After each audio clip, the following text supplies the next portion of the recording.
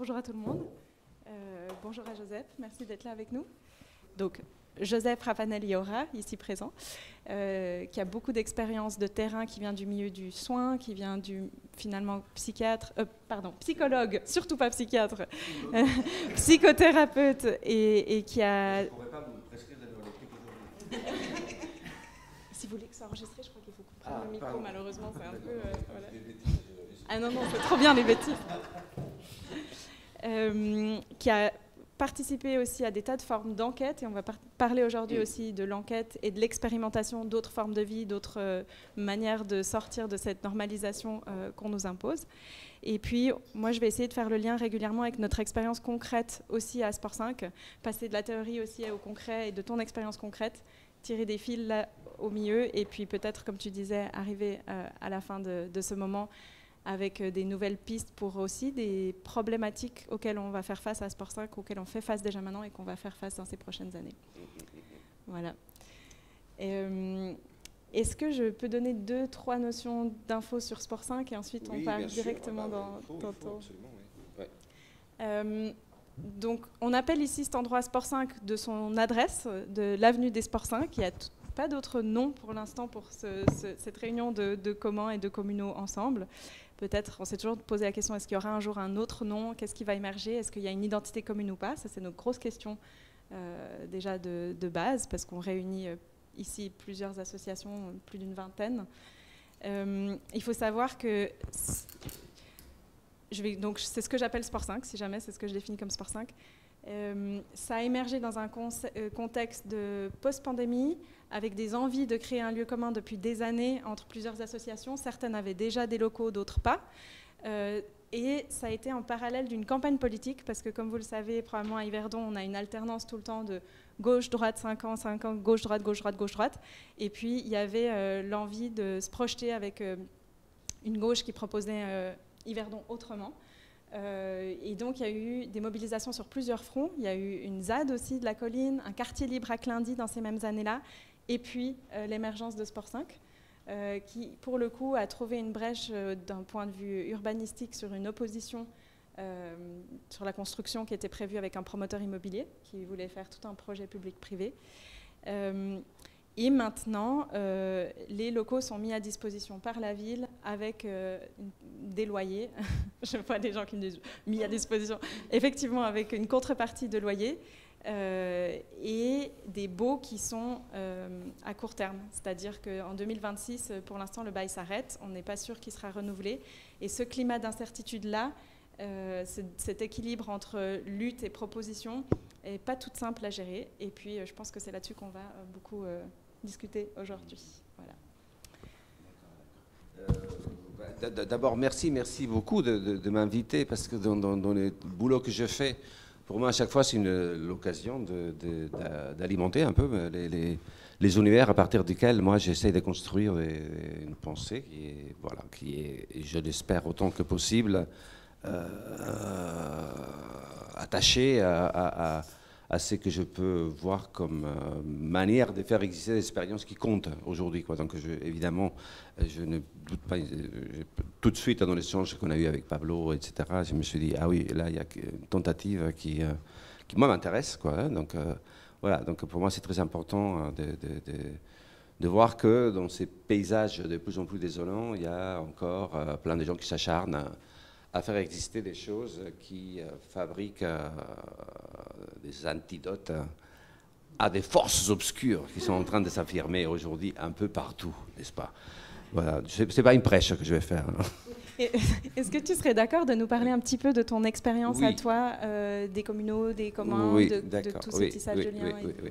Donc, voilà, vite fait, donc...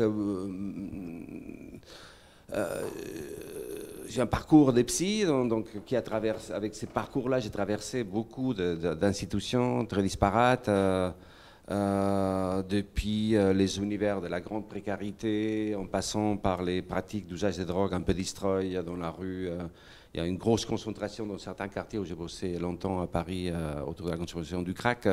Voilà, bon, tout ça, c'est des histoires longues, sur 35 ans, quoi. J'ai bossé en tôle, j'ai bossé dans l'univers de la psychiatrie, etc. etc. Bon, je fais aussi du boulot d'analyse pratique avec des collectifs de travail. Bon, voilà, bon, donc j'ai eu l'occasion de me coltiner ce qu'on pourrait appeler les univers un peu de forme d'anomalie au regard de la normativité sociale, disons, n'est-ce pas? Bon, donc voilà, la question des troubles psy, de violence, de logiques disciplinaires qui s'imposent dans des dispositifs tels que la prison, etc. Bon, voilà, bon, ça c'est un peu une ligne un peu qui m'a entraîné à conditionner aussi le regard que je porte sur d'autres espaces qui sont les espaces du politique. Parce que en même temps, je fais des traversées aussi dans ce qu'on pourrait appeler les espaces de l'autonomie politique, les espaces d'engagement autour des sans-papiers, les univers de réappropriation dans les milieux urbains, d'écologie urbaine, de modes d'occupation, de soutien des personnes qui, pour faire exister des expériences, ont besoin de lieux. Et donc, faire lieu, c'est une des choses qui a toujours été pour moi de la plus haute importance au regard, mais on y reviendra, d'une logique d'administration de l'espace. Comment on fait lieu contre l'administration de l'espace, en sachant que l'administration de l'espace, ça veut dire souvent écraser, uniformiser, homogénéiser et juste faire circuler des flux qui collent la plupart du temps à des logiques de valorisation économique. Bon, voilà, quoi. Donc cette question-là de faire effraction dans l'espace est pour moi très importante.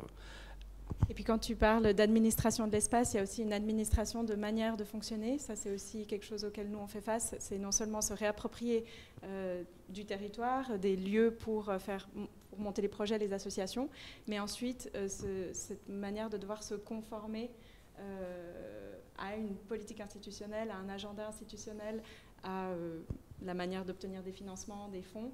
Et puis peut-être ce qui pourrait nous intéresser beaucoup aujourd'hui, moi qui me questionne, c'est quelle est la possibilité d'émancipation que vous avez beaucoup aussi, enfin que tu as étudié et recherché autour de la fragmentation des mondes. Et est-ce que tu serais d'accord de nous partager maintenant de quelle manière cette émancipation grâce au tiers-lieu et ce genre d'initiative, comment est-ce qu'elle se forme, cette émancipation, ou qu'est-ce qu'elle peut nous amener? Voilà.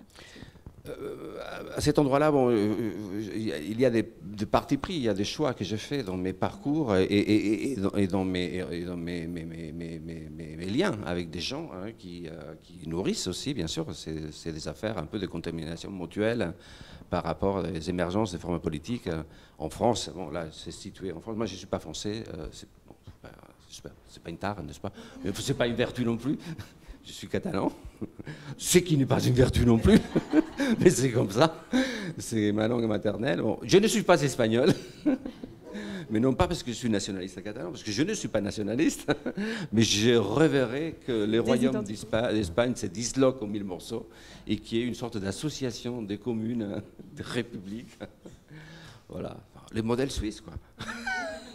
On a beaucoup parlé de ce modèle suisse, où on se disait le modèle suisse, finalement, en tant que modèle, avec sa formation aussi de fédéraux, de communes, etc., a tout pourrait nous amener à des tas de choses possibles, typiquement sur le modèle de Bookchin, Murray Bookchin, etc. Mais non, avec ce système, on arrive au pur produit néolibéral total. Donc voilà, il n'y a pas que les meilleurs moyens. Non, il n'y a pas que l'architecture institutionnelle qui conditionne tout. Mais c'est vrai, bon, juste pour l'anecdote, moi je suis un grand lecteur d'un philosophe américain qui s'appelle William James, qui est un des penseurs du pragmatisme américain qui m'importe beaucoup, moi, et qui m'a été d'ailleurs, c'est d'autres amis qui me l'ont fait connaître, Isabelle Stengers, qui est une philosophe belge. Bon, voilà, et James, dans la dernière partie de sa vie, il était de plus en plus anarchiste. Alors bon, c'est plutôt un penseur quand même de la démocratie américaine, quoi. Et dans ses interrogations sur des formes de gouvernementalité autres qui soient fidèles à l'expérience, parce que pour lui c'était très important la question de l'expérience, sortir des abstractions, d'un monde d'abstraction. Pour lui, les modèles suisses, c'était un exemple. Voilà. Et peut-être juste aussi pour rebondir sur C'est une l'expérimentation. anecdote, ça. Oui. Ouais. À Sport 5, on a dû beaucoup trouver un discours qui puisse être entendu, sachant qu'on ne partait pas d'une lutte comme une ZAD où on s'imposait et puis on revendiquait notre existence comme ça. L'expérimentation, l'expérience, c'est tout un narratif qu'on a construit ici. On y croyait évidemment parce qu'on est persuadé que l'expérience, c'est ce qui permet de progresser et puis d'imaginer d'autres manières de faire. Mais maintenant, je dirais presque qu'on est au cœur de cette expérimentation-là et qu'on a un petit peu perdu peut-être... Pardon, je fais une petite parenthèse, je parle toujours en on, un espèce de on général. Je crois que je vais parler en mon nom et puis après on pourra ouvrir aussi avec la vision des autres personnes qui font ce lieu. Et puis voilà, je voulais juste préciser ce point-là. Mais que cette expérimentation maintenant est en cours et on a peut-être, j'ai moins cette vision extérieure à l'expérimentation, cette enquête. Et je crois que là, ça pourrait être un apport que tu pourrais nous amener sur concrètement, une fois qu'on est dedans, que les collectifs sont lancés, expérimentent chaque jour dans ce temps long qui est le propre de l'expérimentation. Finalement, vers quoi on va avec des échéances politiques maintenant qui se rapprochent et où on est obligé maintenant de retirer des fois des conclusions de ces expérimentations pour la suite. Mais avant, parce que là tu reposes notre question, il faudrait que je réponde un peu à la première. Oui, pour l'émancipation, et la première, pour moi, hein, en tout cas l'écho qu'il faisait en moi, c'était dans quels investissements politiques je me situe, mais je le mets en partage, non pas parce qu'ils soient les miens, je m'en fiche, mais pour moi c'était très important, ça a été très important très vite, de sortir des logiques du politique dans lesquelles c'est qui est un peu c'est dans la matrice et la question de la représentation. Comment sortir des logiques de la représentation, parce que la représentation est pour moi le meilleur moyen d'écraser l'expérience et la possibilité d'enchevêtrer des expériences et donc de faire surgir des formes de composition. Bon, ça reste un peu abstrait, mais en fait ce n'est pas abstrait. Et si vous voyez dans l'histoire, dans les histoires tout le long du XXe siècle, les aventures révolutionnaires du XXe siècle, vous vous confrontez à ça immédiatement. Il y a la lignée, à partir de matériaux de l'analyse historique marxiste qui donne les bolcheviks, qui donne la pensée bolchevique en Russie. Donc c'est 1917, mais il faut savoir que dans les années 20-30 en Allemagne, il y avait eu aussi personne ne s'attendait que la révolution ait lieu en Russie, la révolution qui devait changer le monde. Plutôt, les gens s'attendaient qu'elle ait lieu en Allemagne, dans les années 20. Et dans cette Allemagne des années 20, il y avait donc un mouvement ouvrier qui a été représenté par une social-démocratie qui est devenue ensuite un parti communiste, etc. Et il y avait en même temps une constellation de pensées et de pratiques anarchistes qui, elles, refusaient de se soumettre à des logiques d'avant-garde, à des logiques de direction par une avant-garde qui avait la prétention de représenter une classe dans son abstraction. Et tout ça, pour moi, c'est des choses importantes qui ont guidé un peu... Moi, je viens d'une tradition anarchiste. Dans ma famille, on a vécu la guerre civile. La moitié de la famille a été dézinguée pendant la guerre civile. J'ai un oncle qui avait été tué, des cousins de mon oncle, etc., dans des contextes assez obscurs, de lutte intestine dans les camps républicains aussi, entre les staliniens, donc le Parti communiste espagnol, et les PSUV catalans, qui ne représentent rien, mais qui avaient les soutiens de l'URSS. Et vu comment la République avait été abandonnée par tous les régimes libéraux, y compris par les Fronts populaires français, donc les partis communistes avaient pris une grosse place dans les derniers moments de la République. Et il y avait un gros affrontement entre les bolcheviks et les anarchistes, lesquels anarchistes qui eux-mêmes, il ne faut pas romantiser l'anarchisme non plus catalan, lesquels étaient aussi composés de tensions, dans lesquels s'est composé des tensions assez fortes. Bon, je ne vais pas revenir sur ça, c'est une longue histoire, mais ce qui m'importe moi, dans cette logique d'héritage, on en parlera de la question des héritages, parce que c'est la question aussi des résurgences. Je pense qu'il faut donner de la profondeur un peu à notre présent. Mais ça, bon, c'est quelque chose qu'on va évoquer un peu. J'espère qu'on pourra l'évoquer à un moment donné. Bon, dans cette question d'héritage, pour moi, l'intervention politique, ça a toujours été une manière de faire exister la possibilité de tisser des expériences, de comment on compose quelque chose que j'appellerais, avec d'autres, de l'ordre du transindividuel, comment on sort d'une logique d'un sujet clos sur lui-même. Et il y a une logique politique que je trouve passablement détestable, qui est celle où, aussi bien à gauche et à l'extrême gauche, qui s'octroient les droits, pour moi, exorbitants, à représenter les autres. Et là, on rentre dans des logiques d'appareil, dans des logiques avec toutes les pathologies de la représentation. Je ne sais pas comment... Après, ça dépend des échelles aussi. On a beaucoup parlé de l'action d'échelle, et ça, c'est très important. Il faudra qu'on y revienne. Ce n'est pas la même chose, une échelle municipale comme à Yverdon, qu'une échelle métropolitaine, qu'une échelle étatico-nationale. Mais vous le voyez bien que dans les appareils, y compris qui sont censés être dans les camps de l'émancipation, les représentants deviennent fous. C'est-à-dire la représentation rend fou, parce que vous perdez de vue, vous êtes hors sol. Donc tous les tensions, magouilles, insultes, enfin bon...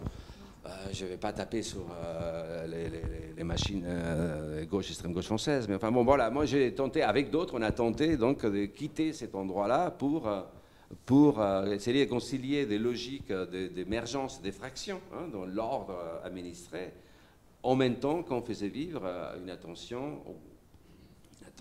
à ce qui fait que on crée des zones transitives de l'expérience. Et pour moi, c'est très important ça. Et je pense que là, pour moi, c'est un cas qui exemplifie, je ne dis pas qu'elle est exemplaire, mais en tout cas, il met en jeu ce pari, qui est une grosse difficulté, avec toutes les contradictions, et on y reviendra. Tu me poseras à ces propos-là des balises qui nous permettront d'échanger sur ça, ces grosses tensions, avec qu'est-ce que c'est, qu'est-ce qu'on fait avec la question de l'institution, qu'est-ce qu'on fait, comment nous-mêmes, comment vous-même, vous créez des formes, des consistances internes qui font que ça se tient dans la durée, comment se fabriquer une intériorité qui fait consister, exister, qui nous lie, qui nous attache, qui nous oblige.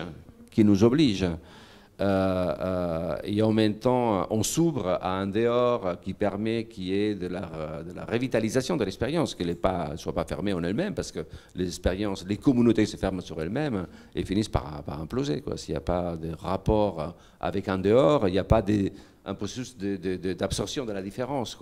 Bon, voilà. Bon, ça, c'est quelques éléments qui me semblaient importants pour répondre à la première question. Ouf. Je veux dire, c'est extrêmement dense.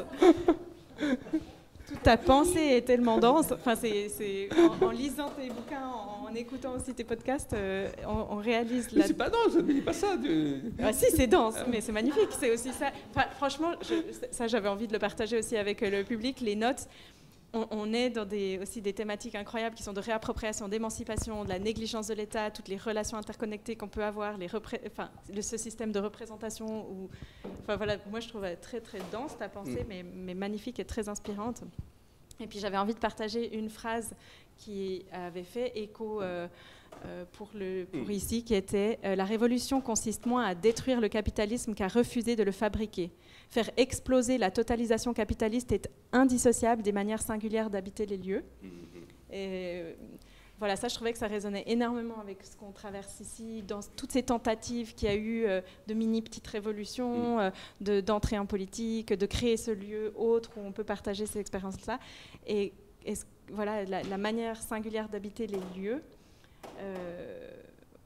nous, on l'expérimente ici en ayant des associations de gens qui ont envie de proposer des choses, mais qu'est-ce que dans ton expérience, tu as vécu de manière singulière d'habiter des lieux qui ont vraiment pu faire cette forme de révolution-résistance ou proposition même, force de proposition?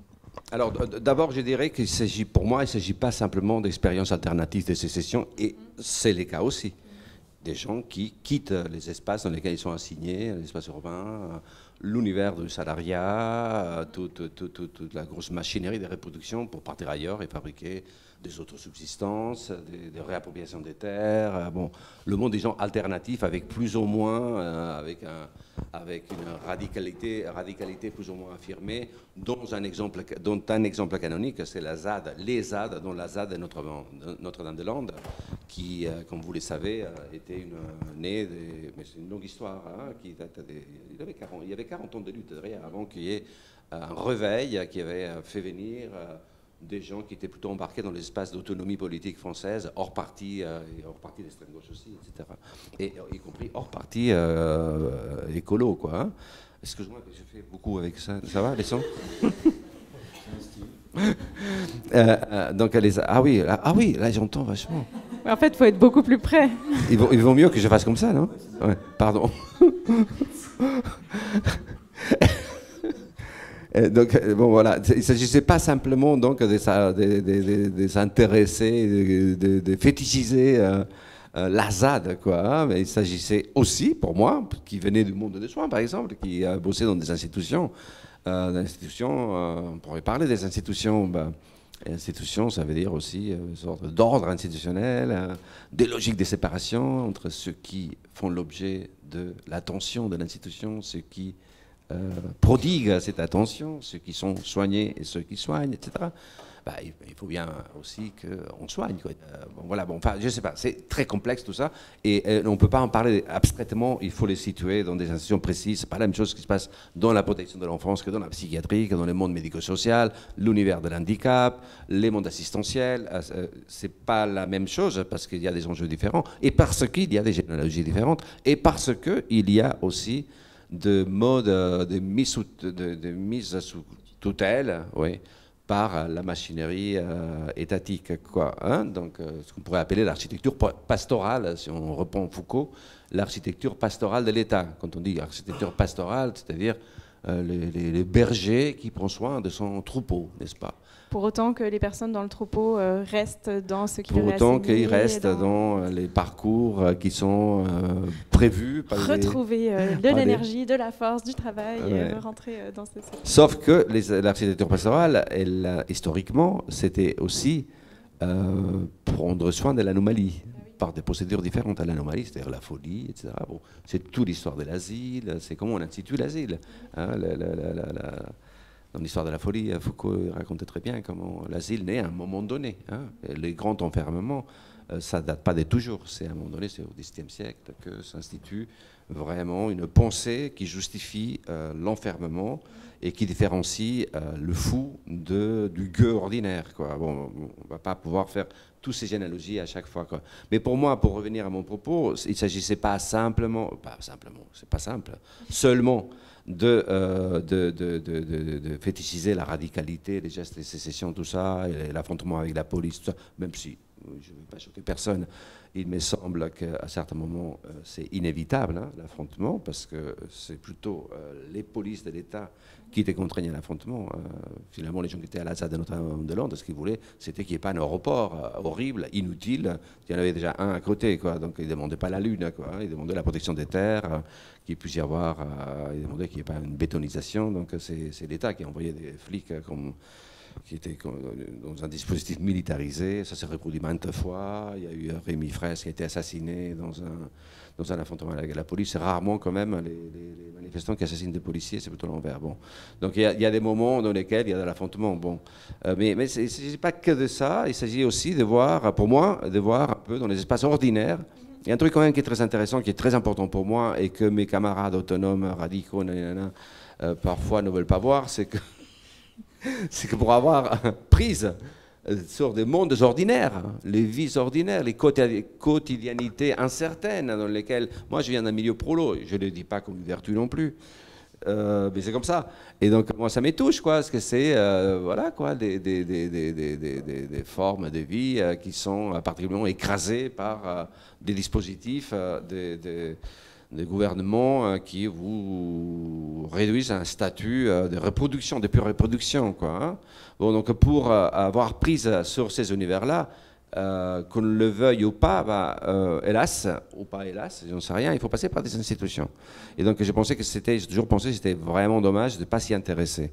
Et quand on s'intéresse aux institutions, on découvre moi j'ai eu des expériences de joie de découvrir des formes d'anomalies qui introduisent radicalement des formes de différence. C'est ce qui fait différent. Moi, les mondes qui reproduisent les mêmes, ça m'asphyxie, quoi. Moi, voir des Macron partout, des clones de Macron, mais je meurs, quoi. Donc non, c'est pas possible. Donc il me faut des choses un peu qui diffèrent. Et du coup, les liens que j'ai pu avoir avec les univers, par exemple, moi, ça me touche beaucoup, les univers, ce qu'on appelle handicap. J'ai les univers des autismes, les univers voilà, quoi, du trouble, bon, ça me touche, mais ça me touche non pas parce que j'ai un esprit très chrétien, pas pour un truc de belle âme et tout ça, mais simplement parce que vous voyez des modes d'existence qui permettent de vous faire vous différer.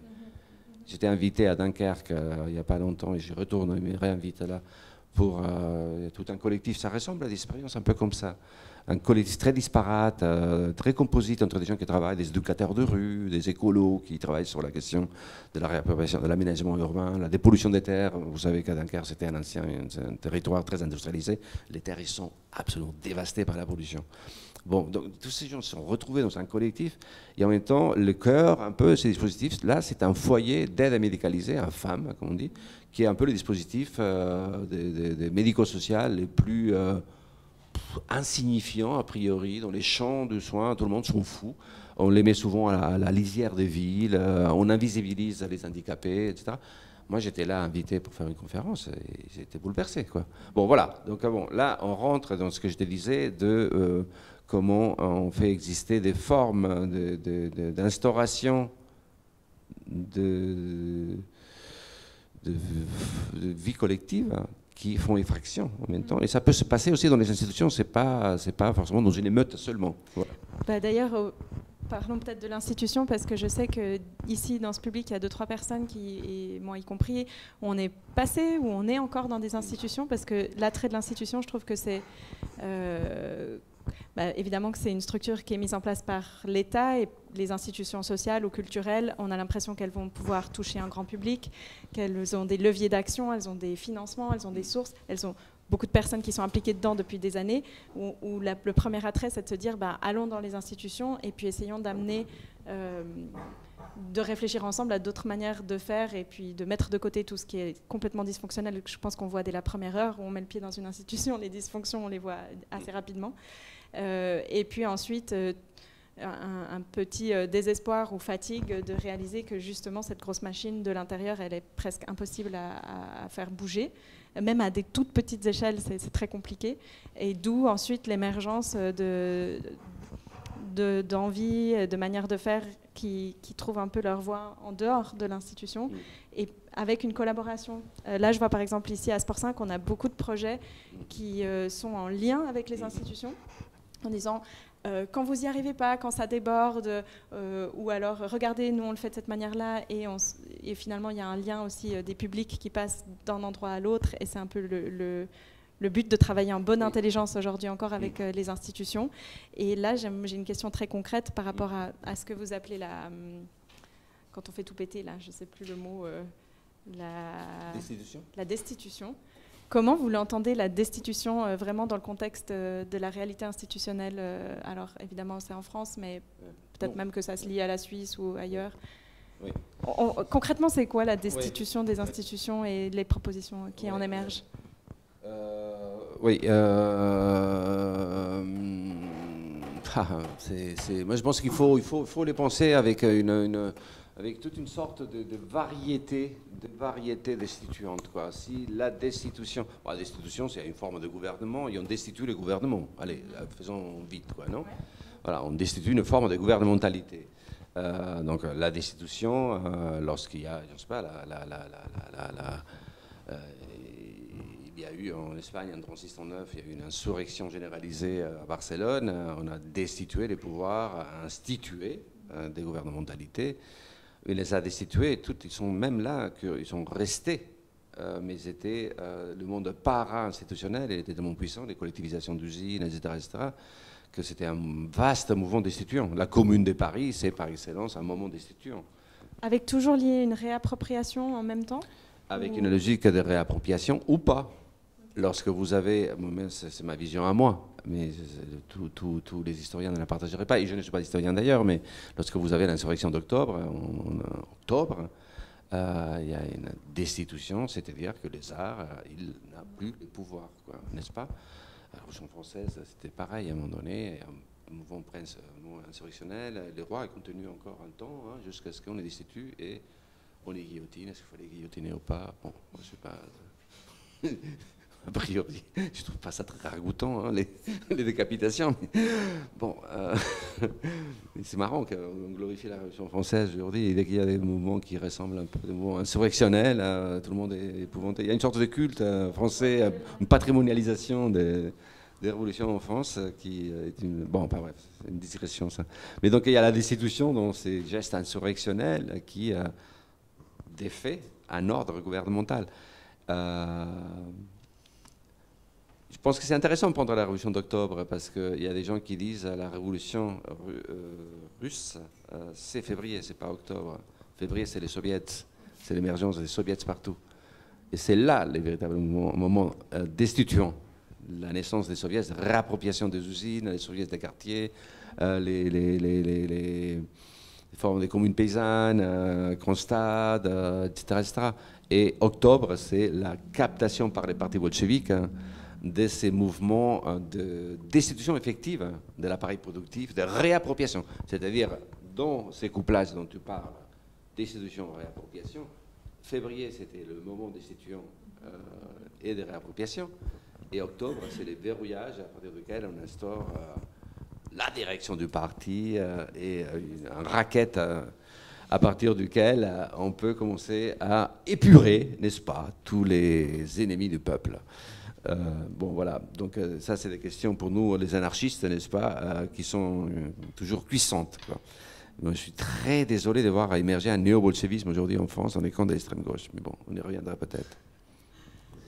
Mais voilà. Donc, oui, tout l'a dit, hein, c'est la question destituante. Pour moi, n'a pas d'essence ni d'intérêt s'il n'y a pas un mouvement de réappropriation. C'est-à-dire, qu'est-ce qu'on fait avec qu'est-ce qu'on fait en termes de réhabiter de réhabiter le monde, quoi, de nous réapproprier des liens nouveaux qui avaient été, on nous avait mutilés de nos liens. Aujourd'hui, en plus, avec l'évolution écologique, etc., voilà, il y a une sorte de logique d'un côté d'atomisation et d'abrasion des liens et de désertification de cette sorte de pluralisme ontologique dans tout espace. Et il y a des humains, mais il y a des animaux, il y a des agencements, des biotopes qui supposent d'interrelations, des hybridations, d'enchevêtrement du vivant, etc., etc. Bon voilà, c'est réapproprier tout ça. Ça demande de la prudence, de l'attention, ça demande, voilà, et toutes ces procédures de soins, attention et tout ça, si elles ne sont pas agencées avec les moments destituants, bah, je ne vois pas trop l'intérêt, tu vois, parce qu'il y aura, par la porte, va s'engouffrer une nouvelle avant-garde qui va te dire est-ce que c'est la révolution ou pas, etc., etc. Bon. Après, ce qui se pose, bon, tout ça, là, on fait des scénarios, parce que, bon, moi, les derniers moments un peu insurrectionnels en France, c'était les gilets jaunes, mais sinon, en général, bon, voilà, il y a des grèves, il y a quelques émeutes, c'est toujours agréable hein, de voir une banque brûlée, quoi, mais ça ne fait pas non plus... pardon. Mais ça fait pas non plus, ça bouleverse pas le monde non plus, quoi. Mais là, ce qui se pose de plus en plus aujourd'hui dans un paysage, c'est des désastres, d'approfondissement de l'atomisation, de la haine de l'étranger, du migrant. Là, moi, je suis juste abasourdi par l'obsession dans l'énonciation publique en France de la figure du migrant comme une sorte d'horreur absolue, quoi. Mais c'est complètement démentiel, quoi. Bon, il y a toujours eu de racisme et d'hostilité à l'égard de migrants comme intrus, mais là, ça commence à prendre des dimensions qui sont très, très, très, très inquiétantes, quoi, hein. Voilà.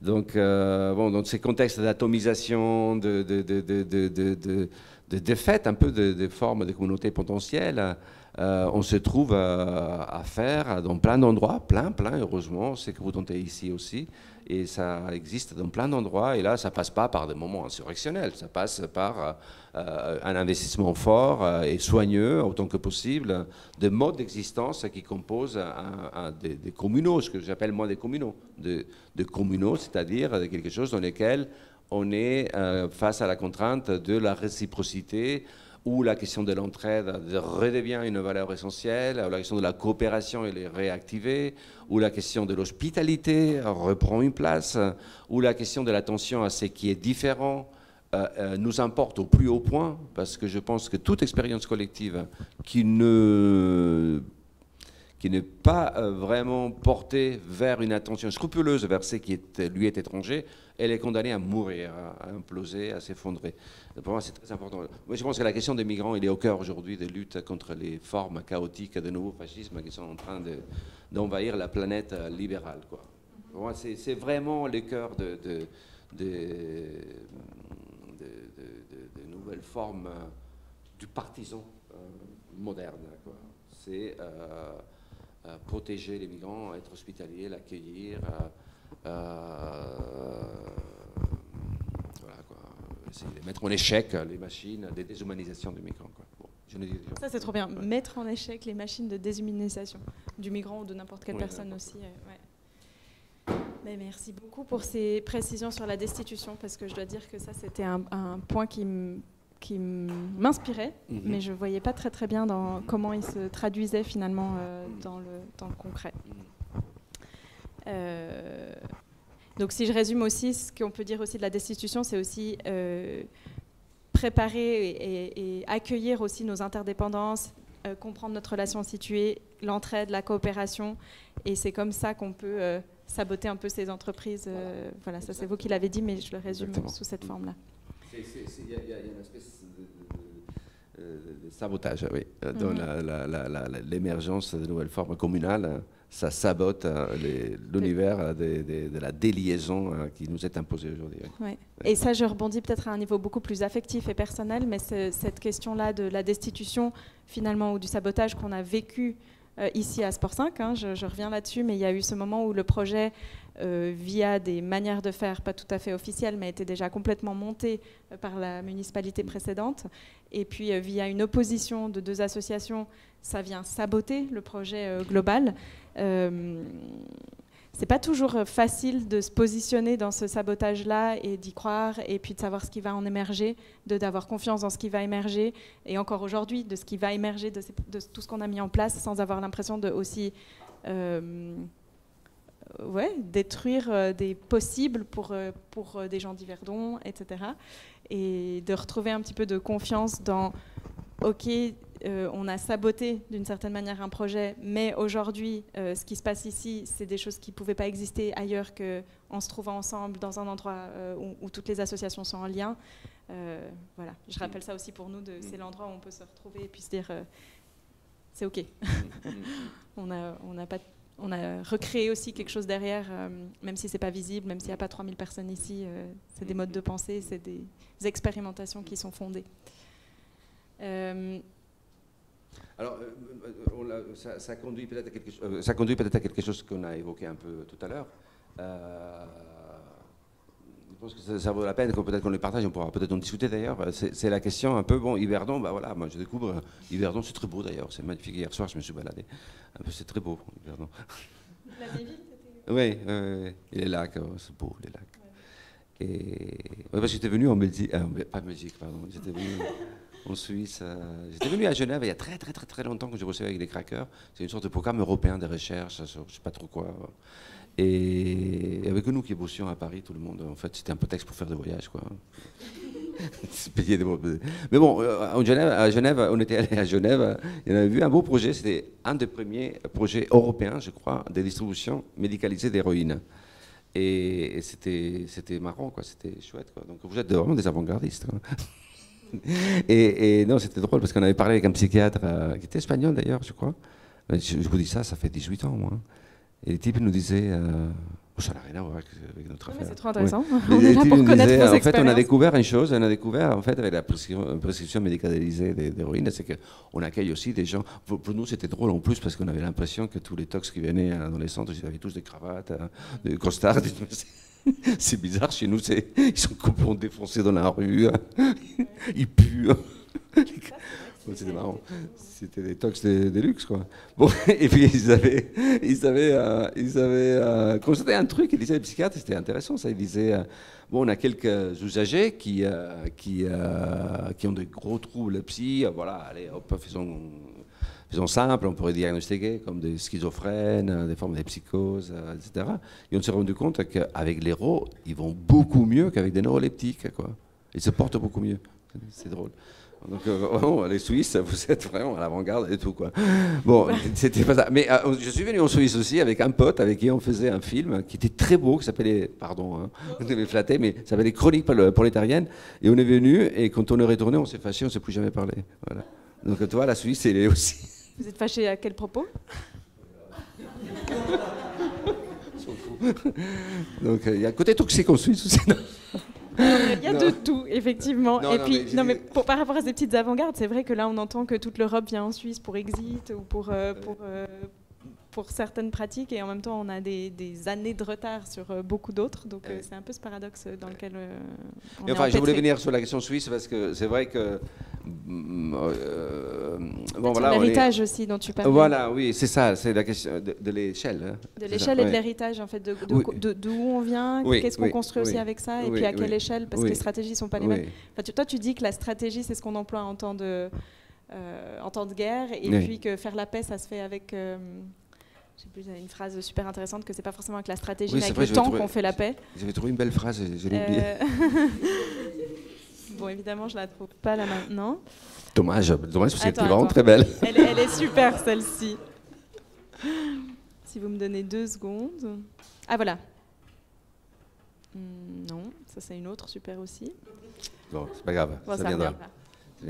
Mais non, oui, il y a un truc assez singulier quand même. C'est Yverdon, voilà, c'est une ville de 30 000 habitants, c'est pas une mégapole. Je vous poserai très brièvement un exemple d'un dispositif, d'une intervention qui est née dans les quartiers de Stalingrad, un quartier avec une forte densité d'usage de crack dans la rue où j'ai bossé pendant longtemps dans une association de santé communautaire à 15 à Paris, hein? À Paris, oui, pardon. À Paris, donc le quartier de Stalingrad, voilà, le 18e, un quartier très populaire historiquement, quoi. Il y a beaucoup de crack, beaucoup de consommation, et c'est un lieu dans lequel beaucoup de migrants sont installés dans des conditions d'épouvante, quoi, des campements. Ils sont expulsés en permanence, renvoyés à Pétarousnock quand ils ne sont pas mis dans des centres de rétention. Enfin, vous connaissez la chanson, non? Et là, il y a une initiative qui tient depuis 8 ans de habitants qui, au lieu de s'inquiéter, appeler la police parce qu'il y a 2 craqueurs, des migrants qui squattent les halls de leur immeuble, ils se sont dit, bah, on va faire un truc quand même. Donc, ils font un truc vraiment qui est très bien. Tous les matins, ils se démerdent. Ils ont organisé un truc collectif très très horizontaliste, c'est assez étonnant. Il y a un noyau, des gens qui, par des liens d'amicalité forts, tiennent un peu plus les choses, mais c'est très hybride. Les gens qui viennent faire exister cette initiative d'accueil d'hospitalité préparent des petits déjeuners les matins très tôt. Moi, j'y participe aussi. Donc, le matin, on va vers 7h30 faire des collectes dans des boulangeries des quartiers. Donc, il y a quelque chose d'un tissage dans les quartiers. Et là, il y a plusieurs choses qui rappelleront ces affaires dont tu parles. Bon, là, c'est un quartier qui fait partie d'une grosse métropole. On a tout de suite la Seine-Saint-Denis, qui est un des départements les plus pauvres, désindustrialisés de France, quoi, avec des taux de pauvreté démentiels, etc. Donc tout ça, ça fait partie un peu d'une territorialité de grande vulnérabilité. Donc ils font exister cette initiative-là. Et pour vous raconter un truc démentiel, c'est qu'il y a une mairie de gauche dans les 18e, c'est l'arrondissement les 18e, mairie de gauche depuis très très longtemps d'ailleurs. Et les gens s'étaient installés dans un jardin, ça s'appelle les Jardins des Halles, un beau jardin, voilà. Et à un moment donné, les jardins étaient très squattés par les craqueurs, donc ils l'ont un peu verrouillé, des grillages, etc., etc. Bon, ok, jusqu'à là, ça va à peu près, bon. Mais donc les gens qui font ces distributions, ils avaient un assez grand espace dans les jardins. Et ce qui permettait spatialement d'organiser les choses de telle sorte qu'il n'y avait pas... Voilà, on met les tables comme ça, derrière il y a les bénévoles, devant il y a les migrants, les gueux là, qui viennent chercher leur bouffe et tout ça. Il y a un truc un peu de distribution spatiale qui permet qu'il y ait des circulations et donc du coup des échanges plus simples aussi. On ne réduise pas ça au geste charitable de donner à manger. Bon, la mairie elle a eu la bonne idée de faire un truc écolo, donc ils ont fait une ferme urbaine et ils ont grignoté la moitié de l'espace quasiment. Voilà, la mairie a une attitude d'hostilité permanente depuis des années à l'égard de cette initiative-là, c'est qui est quand même un comble. Bon, là, donc vous êtes là dans ces cadres-là, quand on parle de la question d'institution de gouvernementalité, on est dans des gros trucs à niveau de l'échelle. Juste l'arrondissement du 18e, il doit y avoir, j'en sais rien, mais il doit y avoir 250, je sais pas, 250 000 habitants, quoi. Juste cet arrondissement-là. Et puis au niveau des formes d'organisation, dans ce contexte-là, de ce quartier, de ce lien avec chacun amenait un petit peu de déjeuner qui du coup partageait, c'était pas... ou bien il faisait venir du pain en masse, enfin comment ça fonctionnait? Pour des termes d'efficacité tout de même, les gens pouvaient emmener ce qu'ils voulaient, oui, mais il y avait toute une logistique qui faisait qu'ils sont en mesure, là, les derniers comptes rendus que j'ai lus avant-hier dans ma liste mail, dans ma boîte mail, il y avait 400 personnes qui sont venues. 400 personnes, dont des craqueurs très très abîmés, des gens avec des gros, voilà quoi, à force d'errer dans la rue, tu brilles quoi. Hein. Donc non, il faut une logistique un peu où les gens puissent vraiment se nourrir quoi. Donc ça peut pas être simplement l'auberge espagnole, qui serait super sympa, où chacun emmène ce qu'il veut, tout ça. Non, il faut une logistique où tu es en mesure d'assurer 400 repas quoi, tu vois. Oui, ici, en fait, je ne veux pas parler non plus trop pour l'Irrécupérable. Il y a donc cette association qui fait de la distribution de repas aussi, mais c'est toute une organisation et une logistique aussi avec tout le projet Escape, dont on a des membres aussi qui pourront en parler directement. Oui. Où en fait, de l'extérieur, on peut avoir l'impression que c'est tout simple de produire un repas dans la semaine, mais en fait, derrière, ça demande beaucoup de questionnements, beaucoup de soins, beaucoup de mise en place aussi de soins à l'interne dans les équipes. Oui. Et que ça, je crois que c'est quelque chose que tu dis aussi régulièrement, que ça demande un temps. Oui. Et que dans le monde dans lequel on est aujourd'hui, où la ville aussi, le temps politique, c'est pas le temps de ces propositions. Et puis le seul moyen d'être efficace et d'aller vite, c'est de reproduire les schémas qu'on connaît, voilà, qu'on a appris, dans lesquels on fonctionne, mais où du coup on retombe aussi dans exactement les mêmes problématiques et les mêmes travers. Donc proposer d'autres manières de faire, ça demande d'expérimenter, et ça c'est quelque chose qui est très difficile à expliquer en fait, à n'importe qui au sein même de l'équipe, au dehors de l'équipe, en dehors du projet. Voilà. Typiquement même sur Sport 5, si on avait un bail où on était assuré pour les 10 ou 15 prochaines années, je pense que ça poserait aussi beaucoup. Et voilà, ça serait une demande. J'ai évoqué cette affaire-là de quartier Stalingrad, c'est pour faire différence par rapport à Yverdon. Yverdon, c'est 30 000 habitants. Il y a une logique un peu d'échelle, si on répond un peu de proportionnalité, comme disait Ivan Illich, c'est-à-dire qu'il y a une potentielle un peu maîtrise des liens, y compris avec des institutions de gouvernement. Les gens... On est forcément en lien, en fait. Vous êtes en lien, je suppose. C'est pas la même chose que dans les 18e dont je vous parle, c'est 230 000 habitants. Les gens de la mairie sont loin, mais tellement loin, je ne sais même pas leur nom. Moi, je les oublie, enfin, je préfère les oublier d'ailleurs. Bon, voilà, quoi. Donc, lorsqu'ils décident de faire une ferme urbaine, et grignoter l'espace d'accueil des migrants, ils préfèrent 4 moutons à des migrants, ça dit bien quelque chose, un truc qui va vraiment pas bien du tout dans la tête des gouvernants, quoi.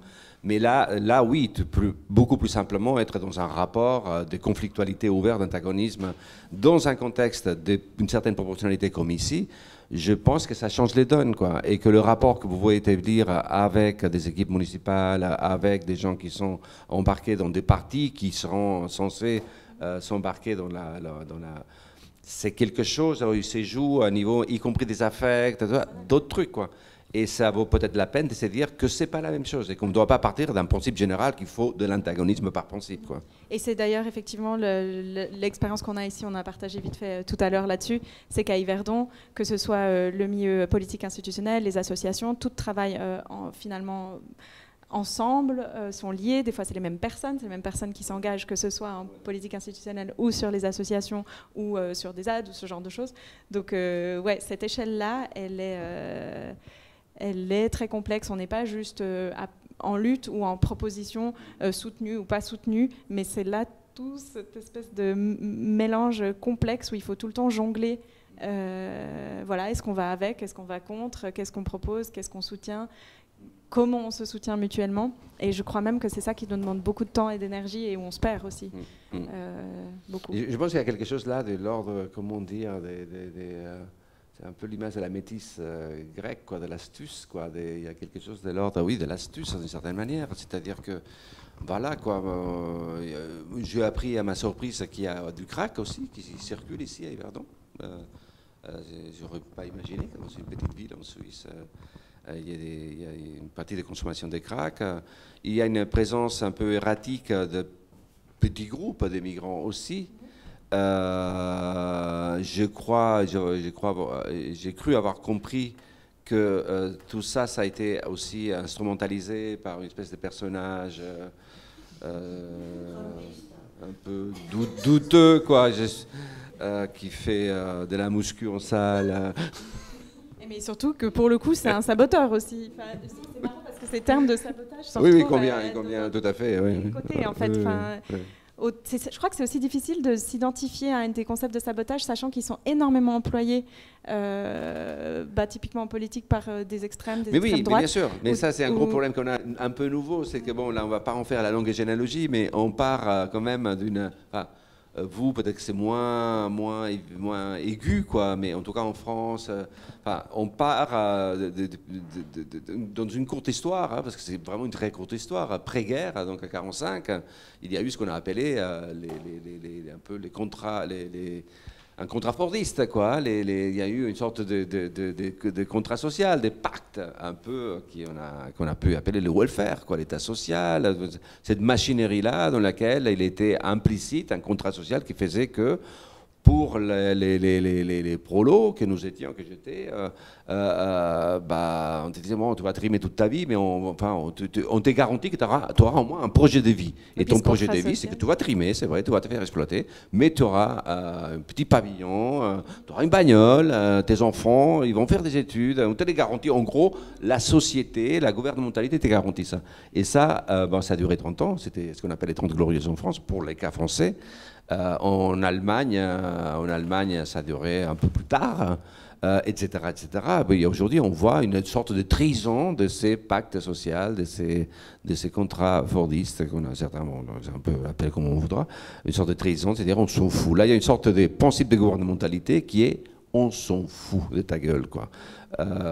Donc toute cette architecture de l'État social est en train d'être démantelée, peut-être vous moins. En France, c'est un champ de ruines. La psychiatrie est un champ de ruines. Les protections de l'enfance, c'est un champ de ruines. L'hôpital, c'est l'hécatombe. Je le vois, c'est empirique. Hein. Je vais prendre de rendez-vous parce qu'il y a des tendinites, j'en ai marre de mes tendinites. Vous savez pas, médecin ici. et non, tu as rendez-vous 3 mois après. Quoi, bon, enfin bref. Donc il y a toute cette architecture un peu qu'on pourrait appeler des pastorales, des institutions d'État social, etc. Et sont en train d'être démantelées, quoi. Voilà, donc là, il y a une sorte de trahison historique, un contrat social. C'était pas fameux, c'est-à-dire passer ta vie à bosser comme un taré pour avoir ton petit pavillon, bon, ça fait pas rêver non plus. Mais enfin, voilà, il y avait au moins ça qui était garanti. Les garanties de l'État, ça faisait société, ça faisait un corps social. Mais je pense que c'est une problématique qu'on vit complètement aussi. On a à peine un peu de décalage, c'est ce que je disais. Parfois, on a un peu de retard de quelques années sur des dynamiques, mais c'est clairement ces dynamiques-là. Le fait qu'on ne puisse plus croire dans ce contrat social, ça existe, et je pense que c'est littéralement ce qui a fait émerger plusieurs des associations qui sont ici dans le projet. Oui. Donc la logique de sabotage, elle est aussi au sommet de l'État. Les logiques de management libéral et tout ça, c'est des pratiques de sabotage de cet ancien monde qui n'a pas duré si longtemps. C'était 40 ans, quoi. Même dans l'Espagne franquiste d'où je viens, il y avait un peu ça, cette promesse, c'était un peu effectué, même dans les dernières années du franquisme. Une sorte de gestionnaire, une sorte de... Bon, donc voilà, on est dans une logique de sabotage aussi de leur côté, quoi. Bon, c'est quand même c'est un peu chelou, quoi. Donc donc là, on est dans les paradoxes que de nous, les anarches, n'est-ce pas, de devoir défendre les institutions, quoi. C'est quand même les combles, quoi. Bon, donc non, mais bon, donc dans ces institutions-là, moi, ce que j'aimerais rappeler, c'est que lorsqu'elles ont été instituées en tant que telles, d'une façon plutôt solide, etc., il y avait déjà des luttes. Si on fait un travail généalogique sur la psychiatrie en France, sans aller jusqu'à Pinel, hein, au XVIIIe siècle, en France, dans les années 70, en France, mais en Italie, mais aussi en Belgique, mais aussi en Grande-Bretagne, etc., il y a eu quelque chose qu'on a appelé le réseau alternatif à la psychiatrie, qui a été un bouleversement du champ de la psychiatrie. Un bouleversement des logiques asilaires, un bouleversement de la conception du rapport entre les soignants et les soignés, particulièrement en Italie, avec ce qu'on appelait la désinstitutionnalisation. Tout ça, donc là, on rentre dans la question des héritages. Mais ça, c'est génial, parce qu'en fait, de pouvoir se réappuyer sur ces héritages aussi qui ont amené des progrès, enfin pas dans le sens du mot progrès, mais simplement qui ont amené des meilleures manières d'être au monde, je me rends compte que nous, on sollicite souvent ces exemples-là pour s'inscrire dans cette lignée-là. de dire voilà ce qu'on entend par, à un moment donné, il faut se dire et avoir le courage de dire ça ne fonctionne plus, cette manière-là, on n'est pas d'accord, c'est inhumain, même si c'est dans une logique cachée derrière une logique de soins ou autre, de dire bah, voilà, ça, on n'en veut plus. Et du coup, se dresser la contre pour proposer ensuite d'autres manières de faire. Et je pense assumer cette démarche-là. Ça, c'est vraiment quelque chose qui peut nous inspirer beaucoup aussi ici. Oui. Parce que tant qu'on se sent coupable, qu'on n'est pas au bon endroit, qu'on est en train de casser des choses, et, bah, en fait, on n'avance pas et nous-mêmes, on perd aussi la direction dans laquelle on aimerait aller. Et chaque fois, se rappeler, OK, qu'est-ce qui est finalement inhumain? Et ça, c'est notre baromètre pour expérimenter le monde. Bah, finalement, on ne peut pas se tromper d'une certaine façon en allant dans cette direction-là. Bon, je ne sais pas si à un moment donné, il ne faut pas qu'on cause tous, oui. tout ça, mais juste un truc, je pense que cette question-là, il y a un assez beau livre, il s'appelle Héritage et fermeture, par trois auteurs, Héritage et fermeture, qui, eux, travaillent sur les infrastructures techniques, ce qui n'est pas humain sans faire, parce qu'on est empoisonné par des infrastructures colossales qui sont en train de détruire littéralement l'habitabilité de la Terre. Qu'on parle de nucléaire, ou que l'on parle du monde numérique, ou que l'on parle d'une chimie vouée à la surproduction agricole, qui est une dévastation, etc. Bon, donc eux, ils ont essayé un peu de penser cette question-là, comment on hérite, pas simplement comment on ferme, parce qu'il faudrait fermer beaucoup de choses. Mais comment on hérite, parce que c'est là ce qu'ils appellent, eux, les communs négatifs. Un d'eux, ils appellent ça les communs négatifs. Pourquoi communs négatifs? Parce que c'est des communs au sens où nous en dépendons tous. On ne peut pas se dire qu'on ne dépend pas de la production d'électricité. Sans électricité, c'est quand même un peu compliqué dans notre monde contemporain de survivre. L'hôpital a besoin d'électricité, dans nos maisons aussi. Bon, on pourrait se passer quand même du chauffage. Bon, enfin bref. Je suis tout à fait d'accord. On a quand même 3000 pulls, c'est mon combat. Et vivons dehors l'hiver, et du coup, on n'a plus besoin d'être trop au chaud. Donc cette question de l'héritage et de la fermeture, ça peut se déplacer dans l'espace des institutions. Comme on hérite des institutions, moi je vais pas. Il y a beaucoup de progressistes, de psychiatres de gauche français qui ils prônent une sorte de restauration de l'ancienne institution progressiste, quoi. Moi, je trouve que ça va pas. Ça va pas, quoi. Cette sorte de mise en légende de la psychothérapie institutionnelle française, etc., etc. Je pense qu'il faut penser de nouveau, quoi. Mais il faut penser qu'est-ce qui s'était passé. Quand je vous parle de réseau alternatif à psychiatrie, c'était pas simplement de super potes qui s'adoraient et tout ça. Basaglia, les couples Basaglia et Rotelli, etc. Ils adoraient pas tellement Houry, quoi. Je ne connais pas assez bien Basaglia et Houry. C'est des figures de la pensée psychiatrique de la clinique française, quoi.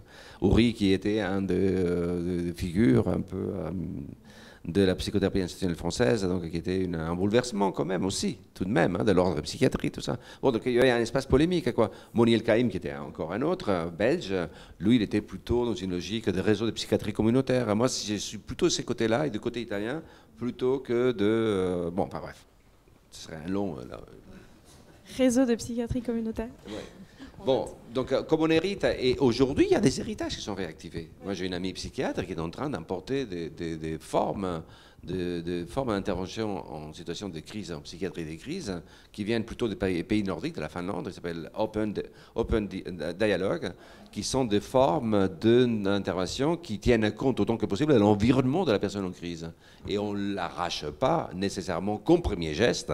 Parfois, oui, il faut placer quelqu'un en psychiatrie parce qu'il est dans un tel état d'indigente qu'il faut les contenir, il faut les protéger, et protéger les autres aussi des possibilités, des formes explosives de violence, je ne sais pas quoi.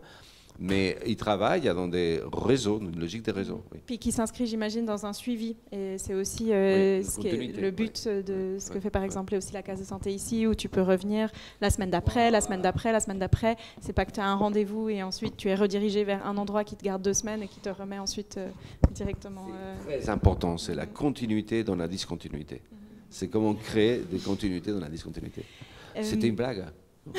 Non, non. Ouais. Je me demandais si on avait envie d'ouvrir maintenant aussi à des questions c'est bizarre d'appeler ça le public, mais voilà, des personnes qui sont là et d'avoir des camarades. Et d'avoir une petite discussion aussi plus générale, parce que je sais que moi je suis située aussi avec les questions qui m'intéressent de finalement quel avenir sera fait Sport 5 d'ici 2 ans, comment est-ce qu'on fait pour rester ici, renouveler un bail, quelles sont en fait finalement des pratiques assez concrètes de pérennité de ce genre d'endroit, mais j'imagine que d'autres personnes ont d'autres réalités, et voilà, je peux faire passer le micro aussi si vous avez envie de discuter, de partager votre expérience ou de poser une question.